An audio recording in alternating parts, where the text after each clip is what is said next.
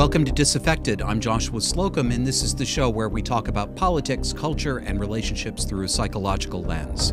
A lot to cover this week. Big topics are going to be the Vermont liberal press responding to pushback against a bill in our legislature that would allow children to get puberty blockers over parental objections. We're going to talk about some whistleblower teachers in the state of Delaware who are trying to sound the alarm about the LGBTQ grooming of children, and also mass hysteria. We always do mass hysteria, but this time it's about Elon Musk possibly buying Twitter. First, local news. This is Vermont specific, but this is a very good example. This is going on in lots of parts of the country, but Vermont is a petri dish for you to examine for this because it is the most liberal state in the country. I would guess there are more people in absolute goose step and lockstep with woke in Vermont by proportion than there are anywhere else. Two things happened in the past week to a week and a half so that you can understand what I'm about to tell you. You recall from last week that we talked on the show about House Bill 659, which would take away parents' rights in Vermont to say no to drugs like Lupron if their child says that the child is transgender, and it would shield doctors from liability for giving out Lupron over parental objections. It's an absolute nightmare. Sadly, this week, there was a murder in Vermont of someone, well, I'm going to tell you the truth because other people won't. A 29-year-old man whose name was Zachary Barbeau. He has recently, apparently, we can't know this for sure because the people who say these things often misrepresent, but apparently Zachary recently started telling his friends that he was coming out as a trans woman and wanted to be called Fern Feather. But since I could find only one media outlet that would actually disclose the name of the person who was killed by the name that probably everybody in his community knew him by, I feel obligated to do so. So these two things, Republicans in Vermont and people like me who objected to the bill in the legislature, this has been tied up by the media with this murder of someone they are calling a trans woman. It's not unexpected. I was, yes, initially shocked to see what the media was willing to say about decent people and about people like me. But it's not a shock. This is normal now. It's not okay. It's not journalism. It's disgusting, but this is what happens. So I'm going to start you out, now that you know that those two things are tied together. This is an editorial that I saw this morning in the Rutland Herald. Rutland is one of our few actual cities in Vermont. Quote, "It appears to be a hate crime, and hundreds of Vermonters signing an online petition at change.org seem to agree, but we need to let it play out. I'm breaking in here. First sentence, it appears to be a hate crime. How? What gives it that appearance? We don't know why one man murdered another man yet. We don't know. This just happened. Does it appear to be a hate crime simply because somebody claims that somebody else claimed to be transgender, then that person got murdered? Is it a hate crime to... This is what's happened to us, listeners and viewers. This is what's happened to us. If certain classes of people are killed, hate crime is right there. We don't even know what we mean by that.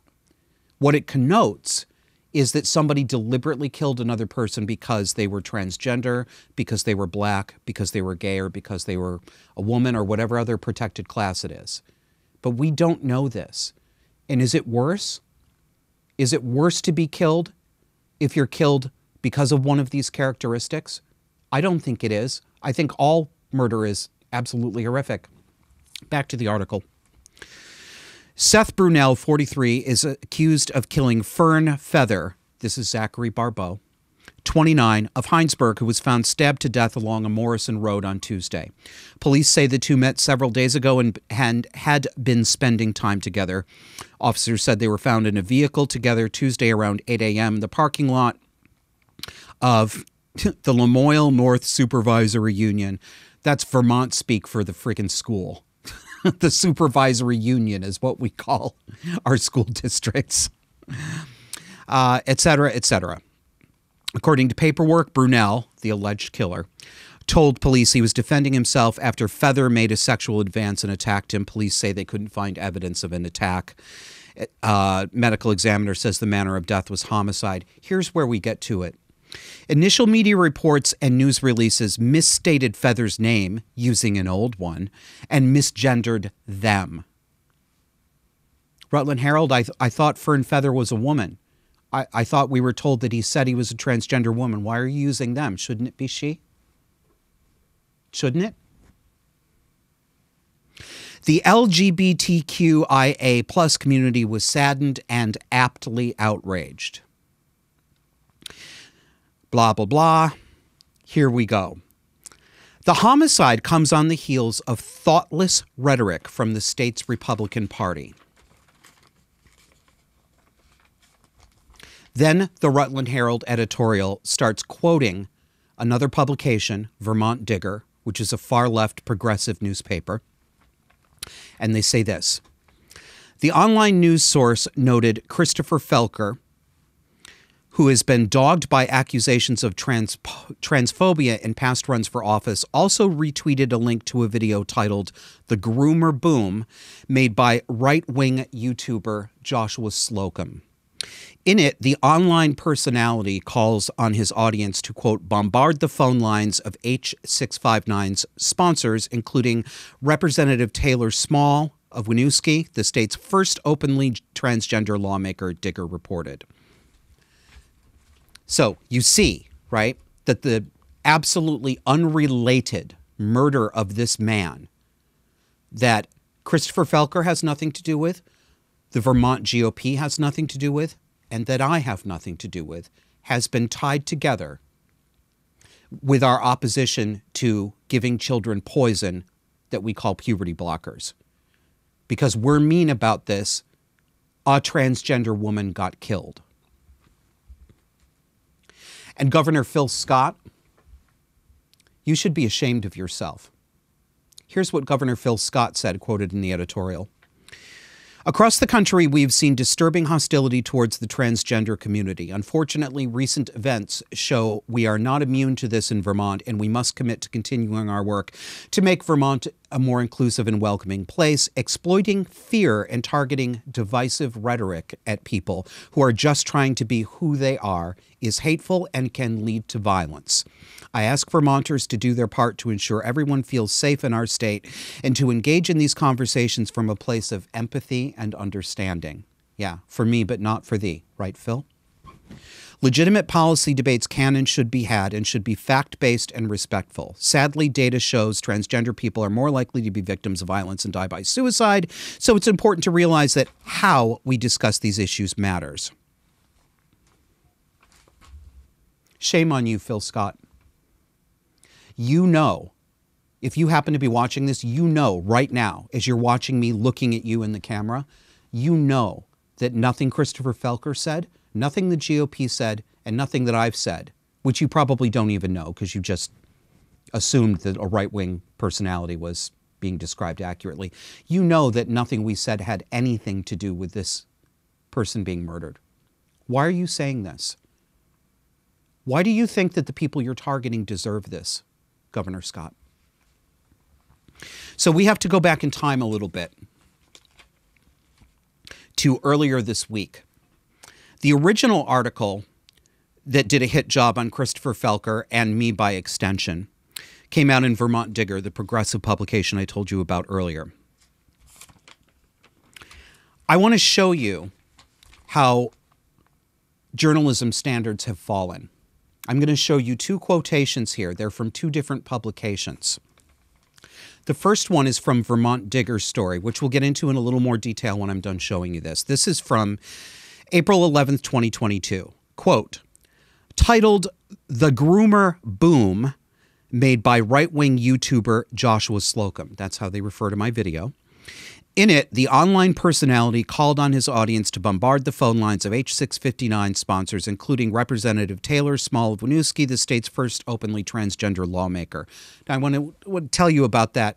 The state's first openly transgender lawmaker was thrown in there to make it appear that I have launched a violence on Taylor Small. I have done an attack. I've done a transphobia on him because I did call him out by name for his monstrous legislation that would allow children to be poisoned over parental objections. Apparently what he's doing is fine, but me saying that he's doing it in his name, that's an attack on the first openly transgender lawmaker. I wish I had it this easy. Now let's go to the Rutland Herald and see if the language seems familiar to you. Quote, titled The Groomer Boom, made by right-wing YouTuber Joshua Slocum. In it, the online personality calls on his audience to bombard the phone lines of H659 sponsors, including Representative Taylor Small of Winooski, the state's first openly transgender lawmaker. Digger reported. Yeah, Digger reported that. Digger claimed that, Rutland Herald. Is this where we are now? Some other source, which, by the way, did not contact me, didn't ask me for comment, probably hasn't seen anything but a couple snippets from my most recent show. Yeah, they called me a right-winger. I'm not a registered Republican. I'm not a registered Democrat. That's supposed to mean poison, isn't it? You're poison. Right-wing means poison. I don't care if you think of me as this, that, or the other thing. But be honest about what you're doing. What you're doing is character assassination. So why, Rutland Herald, I'd like to know, did you not attempt to contact anyone involved in this story? I'm betting that you didn't contact Christopher Felker. I'm betting that you are above speaking to any dirty Republicans, and none of you contacted me. But you trusted a different publication to be accurate, and you trusted them so much that you actually plagiarized what they wrote. This language is verbatim. And the final clause, Digger reported, doesn't make it not verbatim plagiarism. You couldn't even reformulate it into your own words. That's where we are, my friends. This is a professional newspaper, capital J journalism. So what did that Vermont Digger story actually say? I'll give you some quotes from it. First one. On Monday, Burlington GOP chair Christopher Aaron Felker doubled down, tweeting out individual pictures of the bill's sponsor alongside a single descriptor, groomer. Tweeted out individual pictures. So he targeted them, right? He doxed them and he targeted them. Do you know what those pictures are, my friends? They're the legislators' own publicity photographs that appear on their legislative website. Yes, it's normal to tweet out individual pictures of legislators when you are critiquing their legislation. That's not doxing. You're public figures.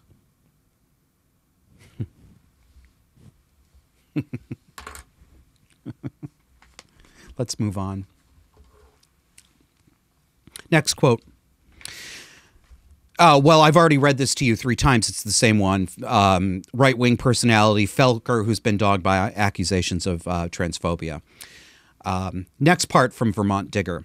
Slocum also dismissed statistics showing that LGBTQ plus youth suffer from disproportionate rates of depression and suicide, arguing that being trans was itself a mental illness and likely the result of trauma and abuse.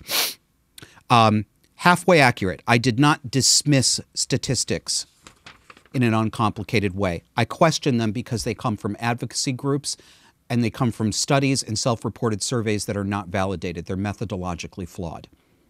So I didn't just dismiss them, which is what you want people to believe. I don't care about them. I hate them. So even if they kill themselves, I'm just not going to admit it. Right, Lola at VT Digger? Call me Lola. Actually, don't call me because I won't speak to you. I'm happy to communicate with you in writing, but I will not speak to you orally, any of you.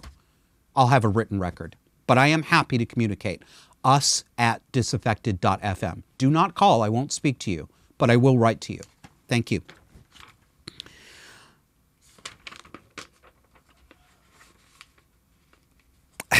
Next quote. Republicans in states across the country have introduced a series of anti-trans bills, including in Florida, where Governor DeSantis recently signed a bill barring teachers in kindergarten from kindergarten through grade 3 from discussing sexual identity or orientation with their students. Incorrect, Vermont Digger. Number 1, this is not an anti-trans bill. There's nothing in there that, quote, targets trans people or takes away any rights away from them, or gay people, or anybody. It says you may not instruct them. The number 2 part that's inaccurate here, it does not bar discussion. Words matter, Lola. Honey, words matter. You're a journalist. You need to choose words with care. I used to do your job. I was a newspaper reporter for a real newspaper. It doesn't bar discussion. It bars instruction in, basically, sex education. It doesn't stop anyone from saying, I'm gay, or my mom is gay, or my dad is gay. That's not true. It's not there.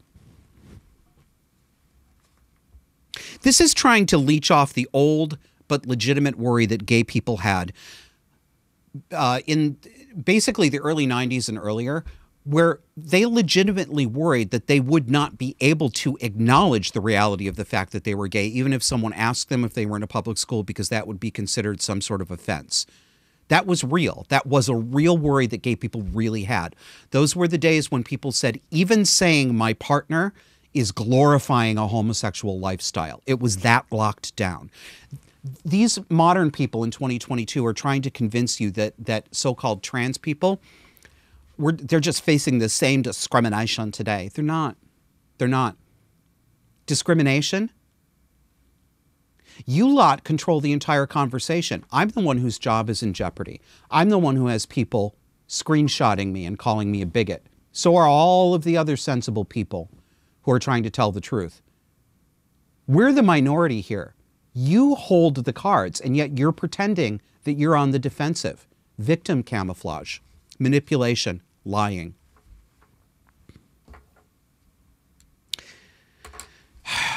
I could go on and on with this story. Here's another one. Kevin, we're going to skip ahead to graphic A8, please. The one that starts, one banned the. One banned the so-called LGBTQ plus panic defense, and the other will allow trans people to more easily amend their birth certificates. Vermont Digger is talking about 2 laws that recently passed here in Vermont. Let me dispense with these. Number 1, there's no such thing as the LGBTQ plus panic defense. Again, these people are digging up the corpse of the actual legitimate gay rights movement, shaving the skin off and putting it on and walking around like they were us. It's disgusting.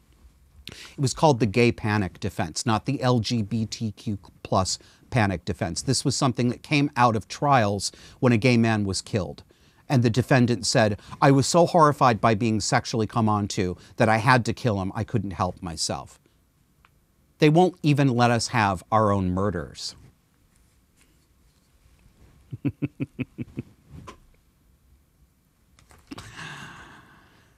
A couple more quotes here, and then we'll move on to the next one. It's going to go a little longer than usual today because there's so much to talk about.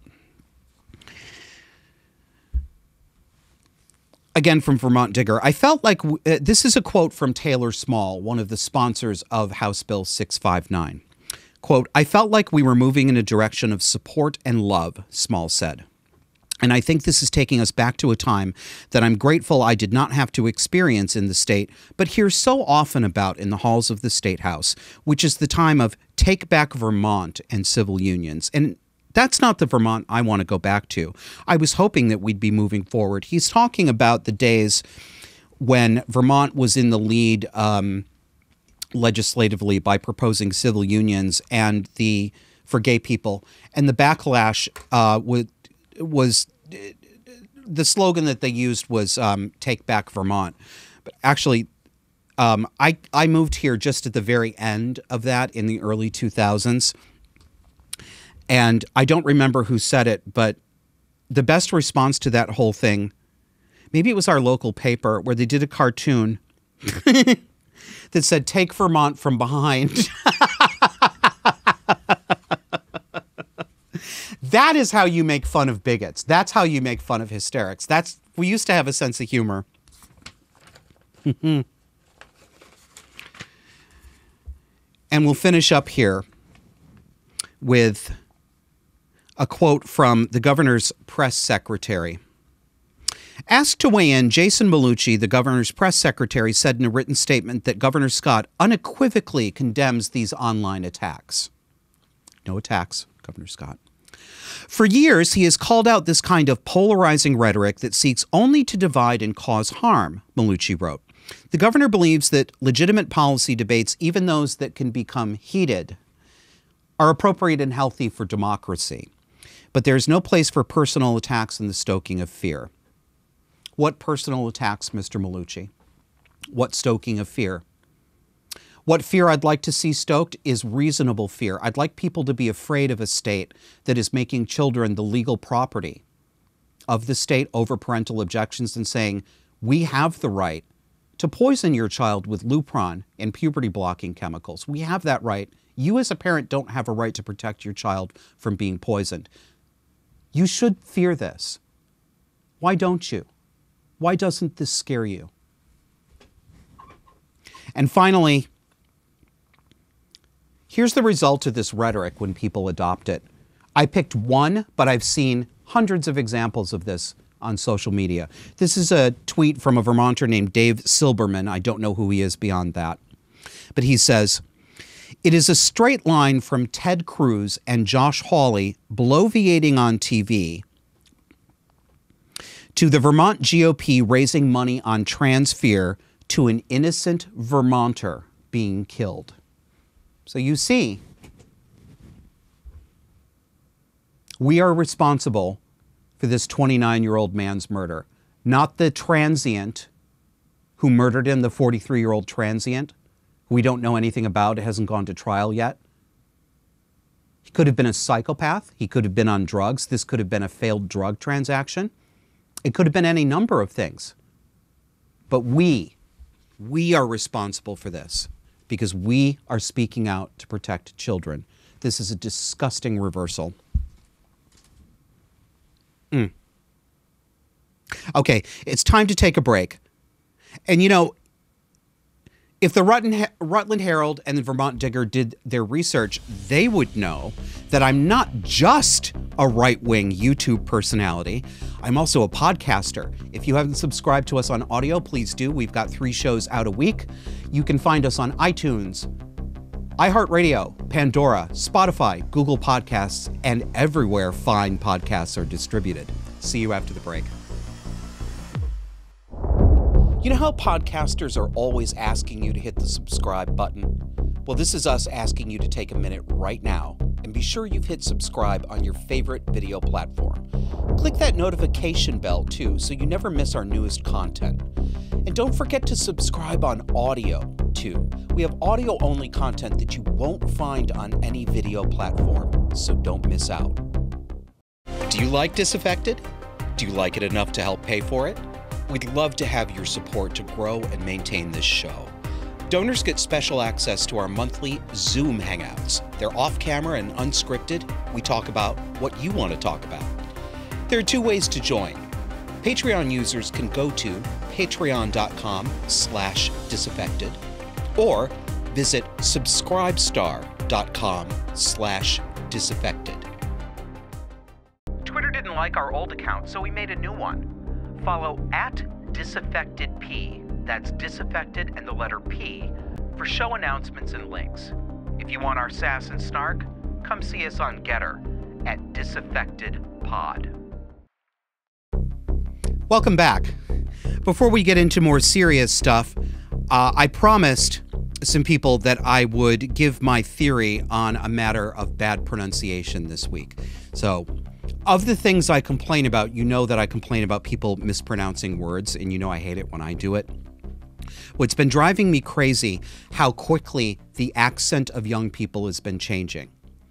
And I'm going to anticipate you, because some of you right now are getting ready to object. You're queuing up that YouTube comment so that you can tell me that language changes and that's normal. Okay? Please don't type that out yet. I understand that. I've been around long enough that I've watched language change organically, so I know that that's true. I'm talking about something different and not organic, something that happened very rapidly in a way that no other shift has happened. It is, and it goes along with the Valley Girl Bay Area accent that I use in The Voice. Have you noticed how young people are pronouncing the word important and the word button? I just pronounce them correctly. They pronounce them this way. Important or a button.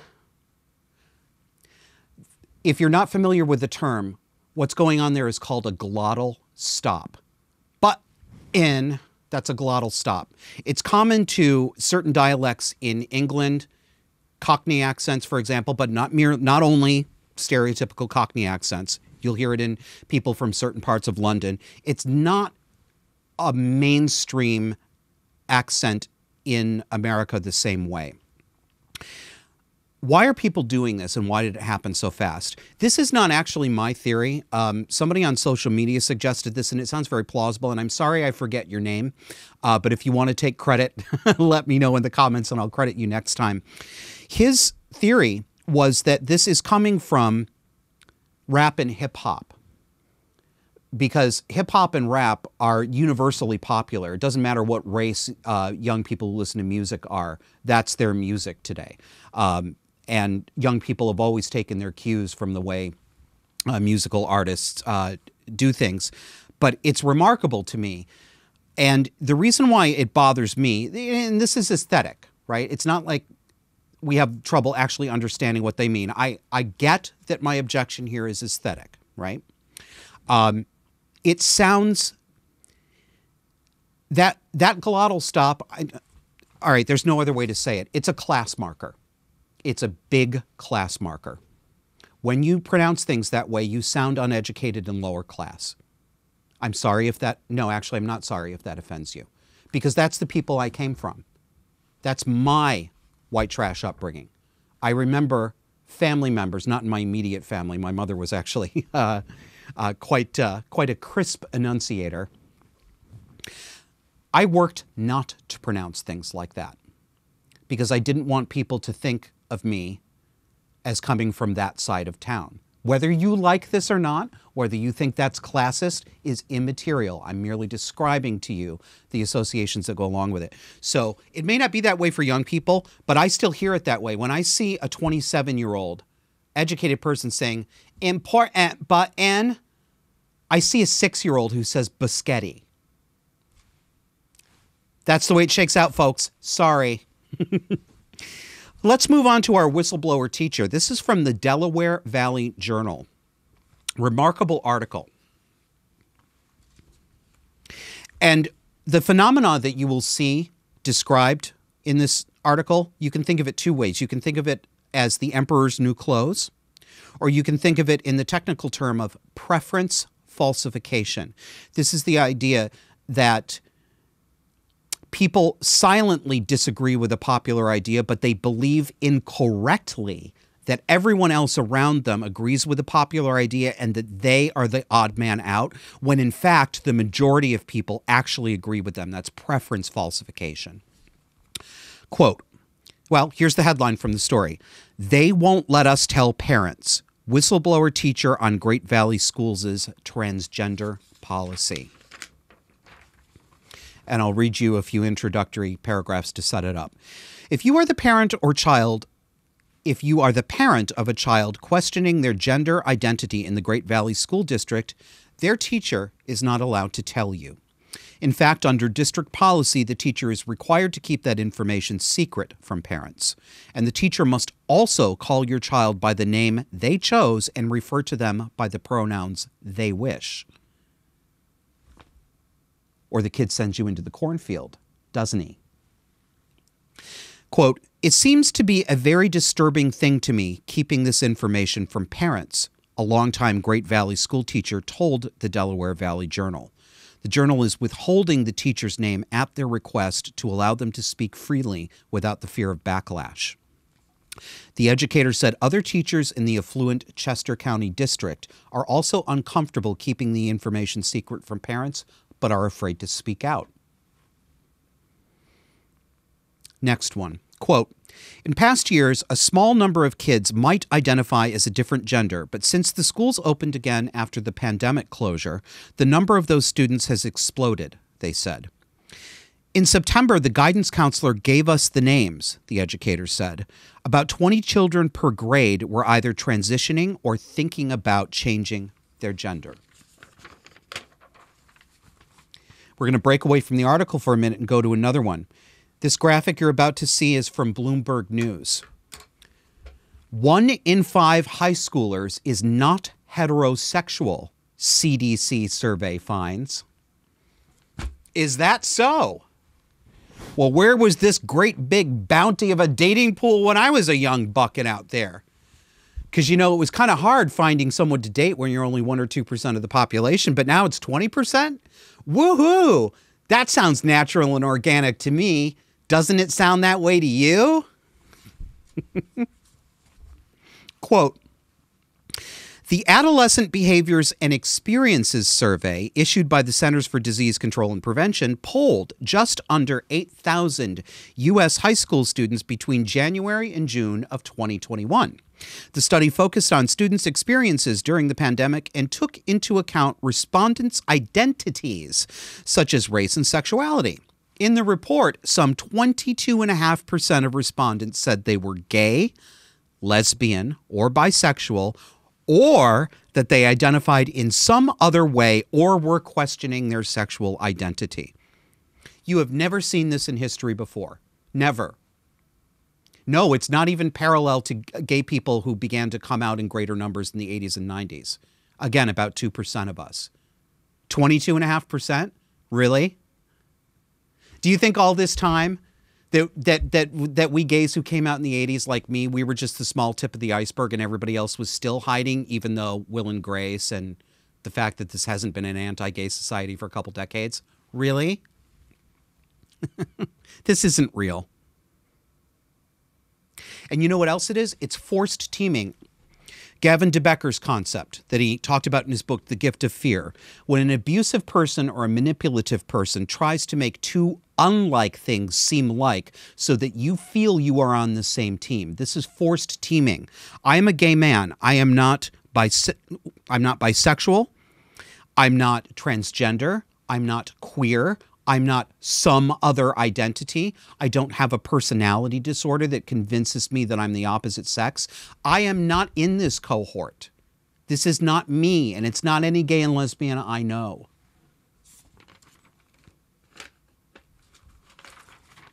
Let's go a little deeper. 3 in 4 LGBTQ students said they had been subjected to emotional abuse by a parent in the last year. And LGBTQ students were twice as likely as their heterosexual counterparts to say they had been subjected to physical abuse by a parent or another adult in their home. Quelle surprise. Recall the episode from a few months ago where I cited the study for the Society for Evidence-Based Gender Medicine. And the majority of the kids they studied had attachment and trauma problems. 88% of them had what they call a comorbid psychiatric diagnosis. As you know, I believe the trans identification itself is itself one of the morbidities. It's not a natural state that just sits next to illnesses. It's one of the symptoms of the illness. It's because of the abuse and trauma that these kids are going through in the home. Most of these kids, some of them do. Some of them are autistic. Some of them are more vulnerable to social contagion, even if their parents have provided them a stable and loving home. There are families out there that are dealing with this where it's not a case of parental abuse. I know some of them personally, and I've seen that happen within my own extended family. So I do acknowledge that they're real. They're not the majority, though. They're really not. The majority of these kids are coming from abusive homes. Yeah. We call it gender dysphoria today. We used to call it gender identity disorder. When I was a kid, it was just the common experience of being gender policed by a parent. And no, these children are not only being abused by that parent because they're LGBTQ. There's no such thing as an abusive parent who actually rises to the level of abuse, but only about one thing. It's only that one thing. And if they just had conformed to that, then the child would never have been abused otherwise. No. The abuse precedes the transgender and LGBTQ identification for a lot of these kids, not the other way around. No, I'm not saying that all people who are actually just gay, homosexual, were abused. You know I believe that there's a strong correlation between that, but I'm not making a claim that all of them were, okay? Let's go back to the Delaware Valley Journal article. God, I should... You know, I talk all the time about how I'm not going to caveat everything, and then I go ahead and caveat everything. And the reason why I do it, and it's pointless. I realize it's pointless, and some of you are sniggering about this. But it just irritates the shit out of me knowing that these stupid comments are going to come up. So I try to answer them all, but you know what? It doesn't matter. People don't even listen. They hear one thing, they shut the rest of the sentence off, and they're just, wow, you said blah, blah, blah. I just need to let it go. All right, really, back to the Delaware Valley Journal article. The teacher believes some staff members encourage kids to consider changing their gender, and some kids are doing it just to get attention. They have learned about being transgender on social media or through their peers or library books.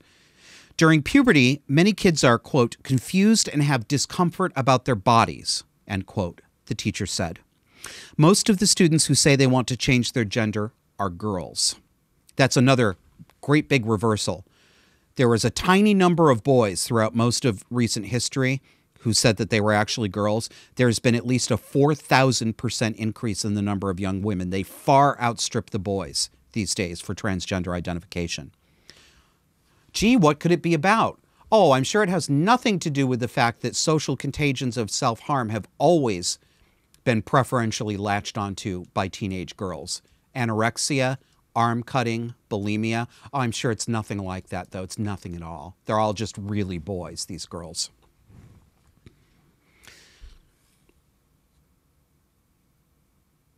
And of course, a spokesperson for the Great Valley School District did not respond to the Delaware Valley Journal's request for comments. The district has even instructed elementary school teachers to withhold information about children questioning their gender. Here's more from the anonymous teacher. Clubs like Safe Space, run by the guidance department, are not on the district's website, so parents have no idea they exist, the teacher said. Quote, it's not on the same page as the chess club, the robotics club. Parents basically say they don't know. Or parents basically don't know, excuse me. There's a former school board president in this district who's also upset about this, and he or she sent an email to the paper. This was an email sent to a teacher in the school by a guidance counselor. We're going to put this up on here. This is a little chart that follows the student's record that instructs the teacher on how to interact with them. Are you ready? Name in student's records, Grace. Preferred name, Greg. Preferred pronouns, they, them. Parent awareness, Greg's parents are not aware. Not is in capitals. So please use Grace and the pronouns she, they, if making contact with the parents. Greg mentioned that they will write Grace on papers in school since the parents will see these schoolwork papers. What the hell is going on here? This is a normalized, legitimized practice of having 16 different names for a kid that you keep secret from the parents. I can't even tell if the kid's preferred name is Grace or Greg because they reversed it in here. This is crazy. When did this become normal? And here's the district's actual policy. Quote, all persons, including students, have a right to privacy, which includes the right to keep private one's transgender status or gender nonconforming presentation at school. That means that they have a right to keep the fact that they dress up at school private from their parents. Information about a student's transgender status, legal name, or gender assigned at birth may constitute confidential medical or educational information. Disclosing such information to other students, their parents or guardians, or other third parties may violate privacy laws such as the Federal Family Educational Rights and Privacy Act. No, I do not believe for 1 second that it's a violation of federal law to tell the parents about the clothes the students are wearing, or the fact that they're pretending to be a different person, or that they're seriously upset because they're confused about who they are. The word may is doing a lot of work in that. It may violate this. They know goddamn well it doesn't, and that would never stand up in court.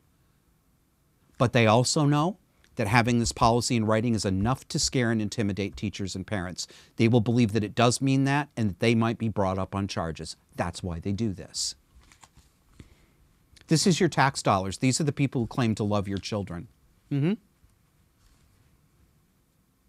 You know, the Trump administration got this right. They defined sex correctly in federal law for the purposes of things like Title IX, for the purposes of not allowing boys to compete on girls' sports teams. And the very first thing that Joe Biden did when he took the presidency, on his very first day of office, we talked about that on the show, he rescinded that executive order to protect trans kids at the expense of girls and women. Democrats think they own your children, and you know what? They do. Are you going to let them keep your children? Or are you going to push back? They're eating you alive right now. All of you. Everyone. What are you going to do? I want to show you another example of forced teaming. This ugly graphic you're about to see on your screen, you see this everywhere. Well, I'll just read it to you first. This is a graphic with words on it, and how would I describe this to someone who can't see it? The letter T in each one of these words I'm about to read to you is rendered in a way that makes it almost impossible to see. The colors don't have enough contrast. There's weird horizontal markings on it. It's very, quote, high art, but it actually makes it almost impossible to read. And it's all done in the pink and baby blue and white transgender colors. And it says, if you hurt one of the queer community, you hurt us all. Did you see what I just did there? It was a glottal stop. You hurt us all. This is LGBT, incomplete without the T. This is your abusive boyfriend. This is your stalker who you used to date, who says that no one will ever love you the way he does, and that you'll never amount to anything and you'll never survive on your own. You can never let him go because he's the best you're ever going to have. You guys are an item. You're a package deal. This is abuse. It's forced teaming. If you haven't read The Gift of Fear, read it, please. And this design, this visual design, it's hostile to it's consciously hostile to the eyes. It is the artistic equivalent of brutalism in architecture. We see it in the faceless graphics of people. They don't have facial features anymore. Everything is in contrasting colors that make it difficult to read.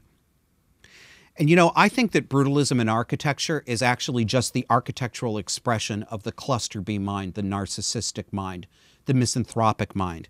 This is brutalism in visual arts form. Okay, one more thing before we go to a break here. I'm going to show you a short TikTok video of a young woman. And this is, many of you have asked me many times, do people like this? Do people who are emotionally dysregulated, people who are narcissistic, people who may have personality disorders, when they throw a fit, when they start crying, when they say that they're scared, are they genuine or are they acting? And it's a question I ask myself every single day when I look at one of these people. There's no one answer, and it's going to vary from person to person. Sometimes I think they're absolutely conscious of it and the emotions. They're not actually experiencing the emotions. They're just doing the acting because they want you to feel bad for them. Other times I think they are genuinely experiencing them. And still other times, maybe even the majority of people, it is some kind of mix. It's both genuine emotion, but it's emotion that they stoke in themselves. Even if it's unconsciously, they've gotten into the habit of ramping themselves up into such histrionics that they don't even know that there's another way to do it anymore. That's kind of the way I think about what I'm about to show you here. I'm not going to make fun of this young woman. Let's play it out, Kevin. Thank you. Guys, I really need some friends. I'm a really cool person. And I know I look weird and I act funny, but I promise I'm cool. I'm really nice too. I have a car. I'll pick you up. I'll waste my gas on you. You can play with my dog. Please be my friend. I'm so lonely. That hurts my heart. I don't want to make fun of her. I want to hug her and I want to comfort her. That's really sad. If you couldn't see it, this girl is sitting in her car. She's crying. She's really crying. She's not fake crying. You can see it. She's got rainbow hair. It's buzzed down to her head. She's got a lot of the markers of the queer identification and a lot of the markers of potentially borderline personality disorder. This is what I think, and this is speculation. You may see it differently. I do genuinely feel for this girl, and I think she is lonely, and I think she would like some friends. I think she needs help. I think she needs good help. She needs somebody who can get to the bottom of what's troubling her. And a lot of it may be situational. You know, a lot of people are driven to the edge by our society over the past 2 years. But looking at the visual markers, the rainbow hair, the piercings, none of these things, as I've said before, are by themselves diagnostic. But when you get enough of them together and you measure them up against behavior, they often add up to what looks like emotional dysregulation, perhaps borderline personality disorder. She's a young woman. And this is, I think she is genuinely feeling what she says she's feeling. But I also think it is a histrionic performance. I think for her, they are the same thing. I suspect that she's learned that this is the way to communicate, or it's the only way to communicate, and that she doesn't know another way. So is it fake or is it real? Sometimes fake stuff is real. Sometimes we express real things through fake actions. There's not much more to say about that. All right, we're up. Time to take a break. But let me ask you, as I do sometimes, please share us on social media. Let people know about the show. Word of mouth helps. If you don't want to do it on social media, tell one friend privately about us. You might be surprised. They might be disaffected too. See you on the other side.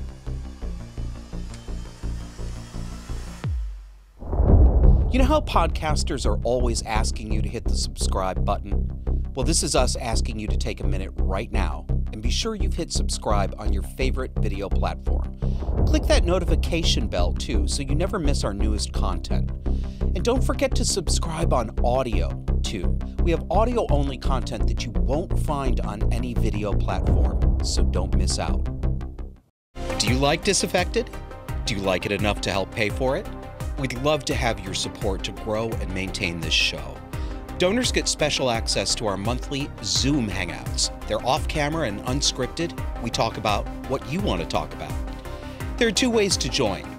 Patreon users can go to patreon.com/disaffected or visit subscribestar.com/disaffected. Twitter didn't like our old account, so we made a new one. Follow @disaffectedp, that's disaffected and the letter P, for show announcements and links. If you want our sass and snark, come see us on Getter. at Disaffected Pod.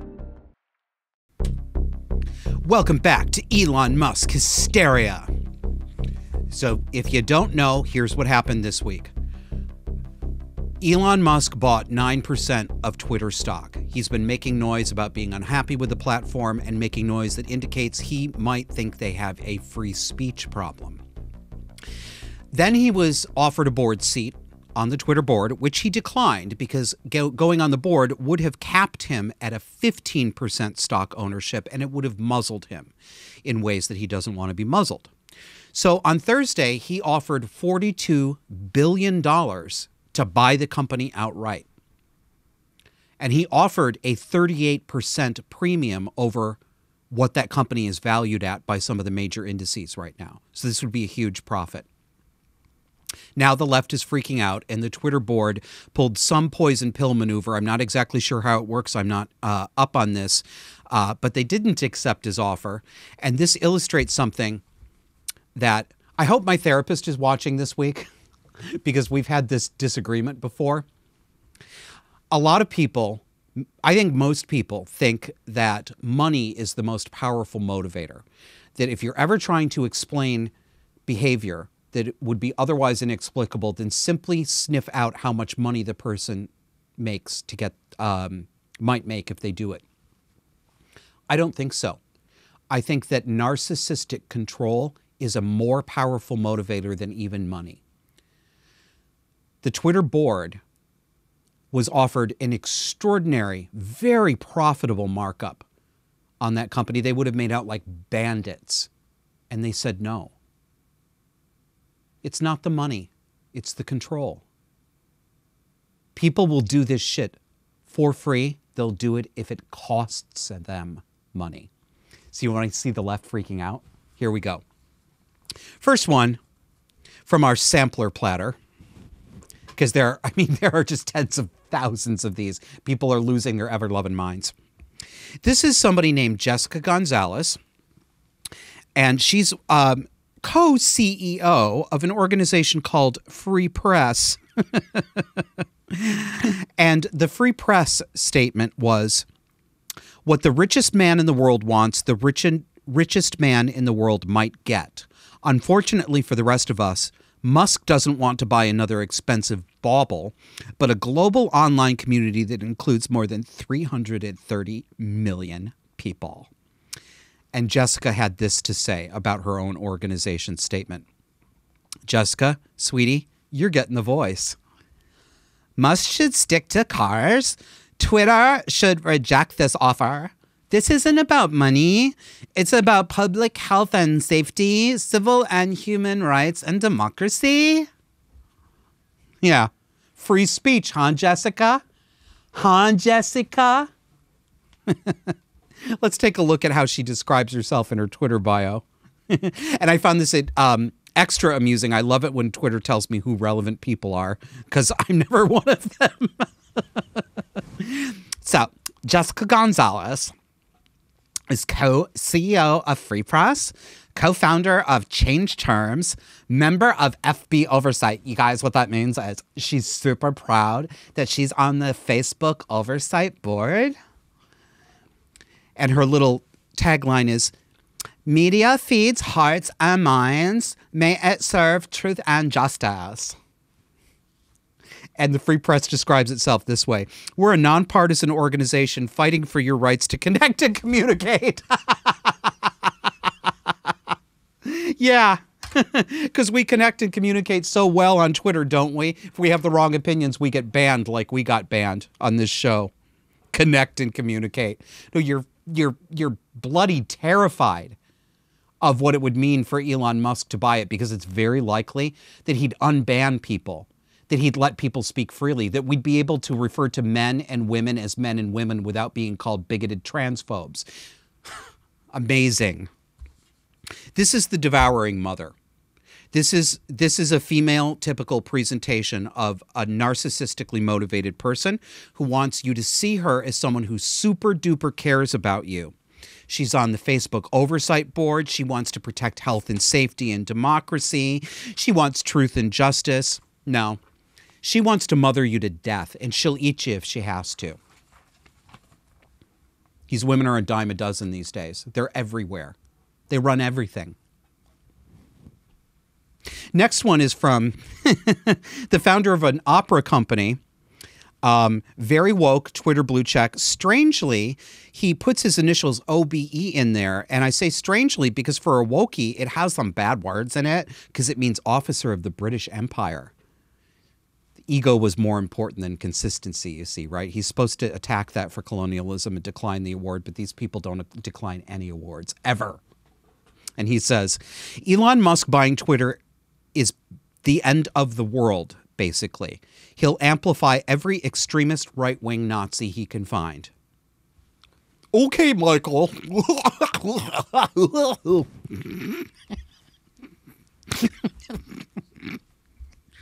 it's so dumb. Then we've got Max Boot, who is an author and Washington Post columnist. Remember, democracy dies in darkness. Apparently, Twitter's going to die if Elon Musk buys it, but when billionaire Jeff Bezos buys the Washington Post, it's a win for democracy. Max says, Max, you're getting the voice too. I am frightened by the impact on society and politics if Elon Musk acquires Twitter. He seems to believe that on social media, anything goes. For democracy to survive, we need more content moderation, not less. Do we? Are you frightened?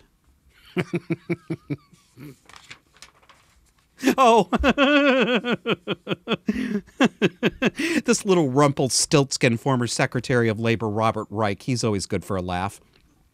So he's got an opinion column out this week. Looks like The Guardian, but I didn't confirm. Sorry. So the headline is, Elon Musk's vision for the internet is dangerous nonsense. Musk has long advocated a libertarian vision of an uncontrolled internet. That's also the dream of every dictator, strongman, and demagogue. Yeah, that's exactly what Stalin wanted. That's what Lenin wanted. That's what Mussolini wanted. It's what Hitler wanted. They all want an uncontrolled free speech platform where people can say anything they want. That's exactly what right-wing dictators have always wanted. Mao wanted it too.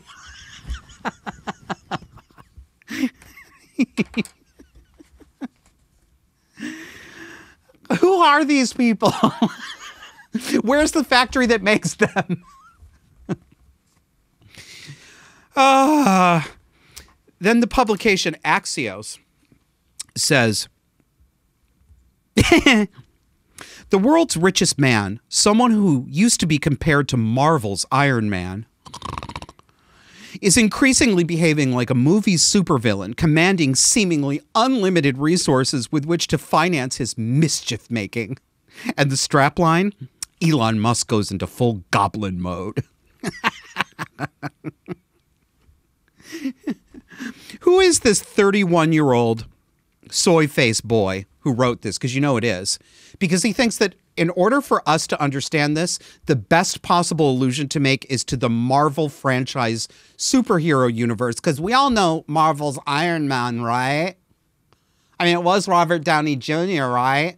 That'll make people know what I'm talking about because everybody likes superheroes.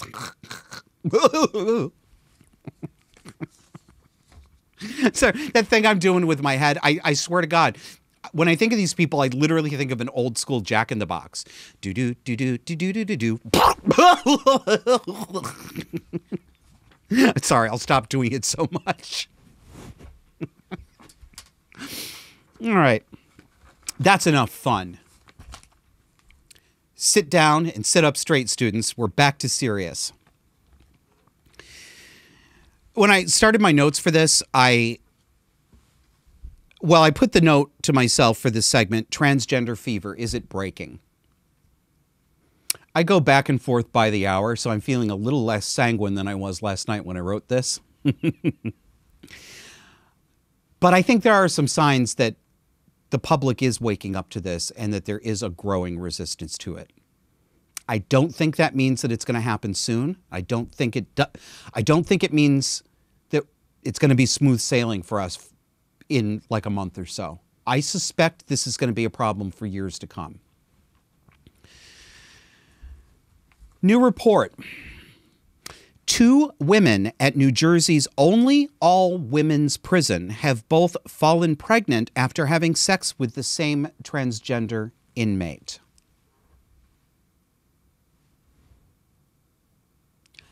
You forgot to say man. They got pregnant because they had sex with a man, didn't they? Because that's what trans women are, isn't it? They're men.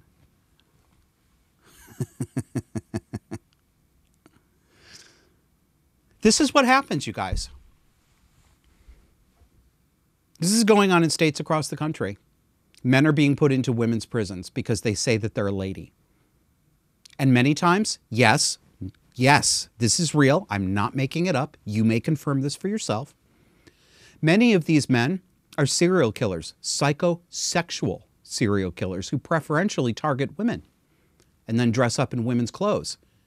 Yes, just like Buffalo Bill from Silence of the Lambs. That is a real character that's based on a real known psychological state.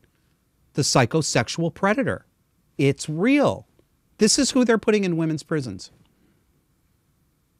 I wonder how they got pregnant. One of the reasons why I think we may be seeing some pushback is the fact that I saw a column in the New York Times editorial page on April 13th that I never thought I'd see in there. This is from Ross Douthat. And that is the pronunciation of his name. I had to look it up earlier. I'd been pronouncing it wrong. It's Douthat. I'm very surprised that the New York Times allowed him to write this. I know that he's one of their token conservatives.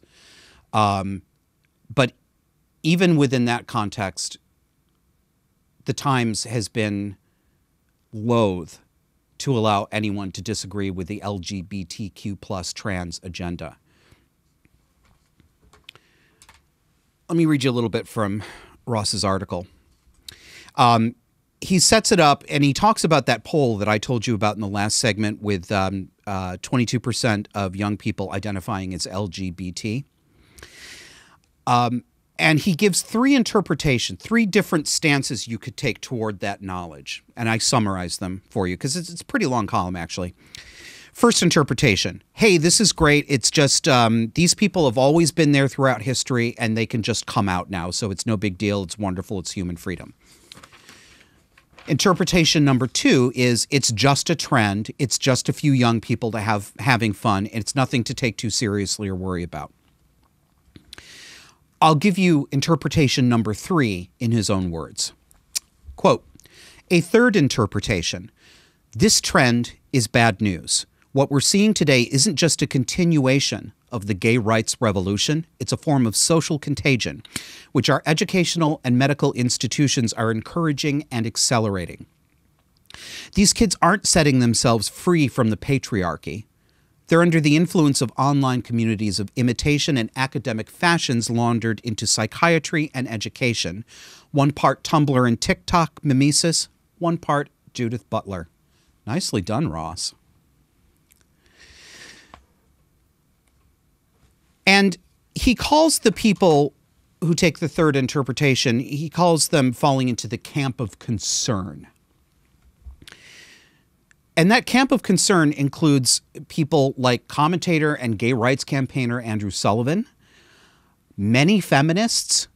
It's not just old right-wing Christian bigots. It includes gay men like me who used to be flaming lefty liberals their entire lives and now in middle age are looking around and seeing the world burn down around us and wondering where we went wrong. He then referred to a recent article in the publication American Purpose written by Jonathan Rauch. And Ross Douthat says this. Where the gay rights movement emphasized biological realities, born this way, etc., and bourgeois aspirations to monogamy and marriage, today's gender identity advocates promote wild claims about the social constructedness of sex differences and dismiss any contravening evidence as violence. Yes, they do. Next one. This risks backlash. It endangers all the accommodations to transgender rights that America is ready to offer. And it also arguably hurts many gay and lesbian young people, Rausch writes, since a system that encourages tomboyish girls or effeminate boys to identify as the opposite sex ends up confirming all the hoary gender stereotypes that made generations of gay and lesbian people and many straight people miserable. Yes, that's right. This is not a liberation. It is a lockdown. That's exactly what it does. But it's worse than that. It's worse than a conversational lockdown. Instead of just making sissy boys and butch girls miserable with taunting, what we're doing today is maiming them. We're making this permanent. What we are doing to kids, the majority of whom will turn out to be gay, the minority of whom, about 25%, simply don't act boyish enough or girlish enough, what we're doing to them is conversion therapy. What else do you call telling a child that because she likes to wear jeans and play football, that she's actually a boy, and that when she gets to be about 10, you should give her a dangerous drug off-label, not FDA approved, to treat gender dysphoria and stop her puberty, stop her maturation, both of her body and her brain, prepare her to get her breasts cut off at about 13 or 14, and then prepare to put her on testosterone, which will sterilize her. It will cause her vagina to atrophy. It'll screw up her uterus and will generally require a hysterectomy early in life so that she is a broken and maimed person. That's not conversion therapy. But simply sitting there and talking to a kid and helping them explore why they feel at odds with their body, that's conversion therapy?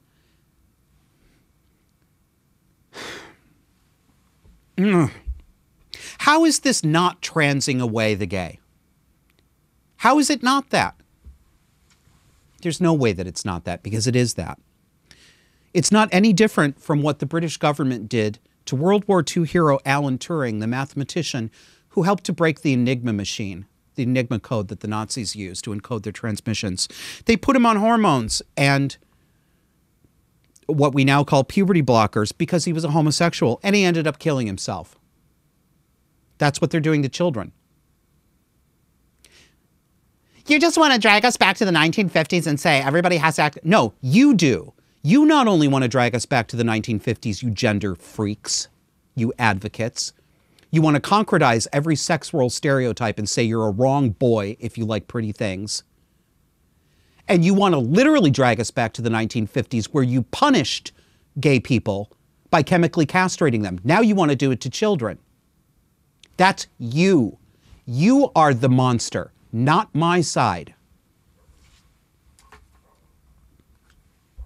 And now that Alan Turing is dead, the trans activist set has exhumed his corpse and dressed it up in a burial gown and a party wig, claiming that he's fucking transgender. I mean, could anything be more obscenely insulting? Sorry. My mother just came out of my mouth and my mother just flitted across my face. If you want to know what my mother was like when she gets angry, that's stage one.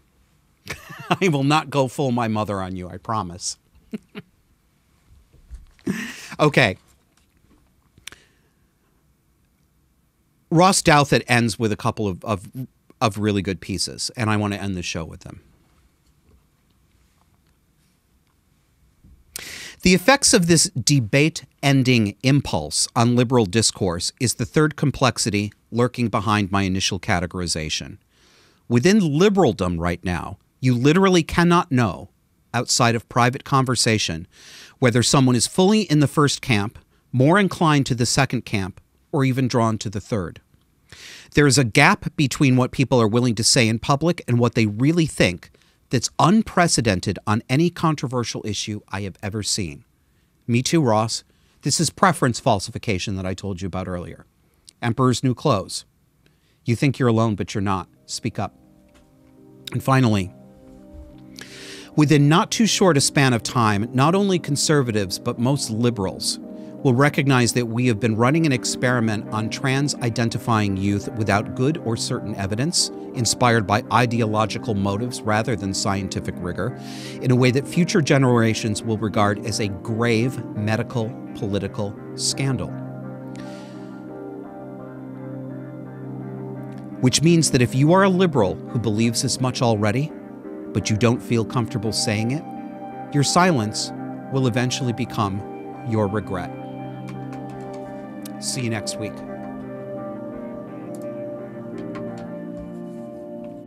For more conversation on the dark and disordered psychology that shapes today's cultural and political left, subscribe to our weekly audio podcast on iTunes, Spotify, iHeartRadio, Pandora, Google Podcasts, and virtually anywhere else you get your podcasts.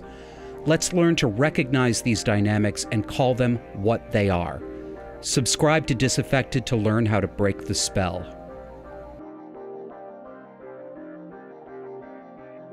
Do you like Disaffected?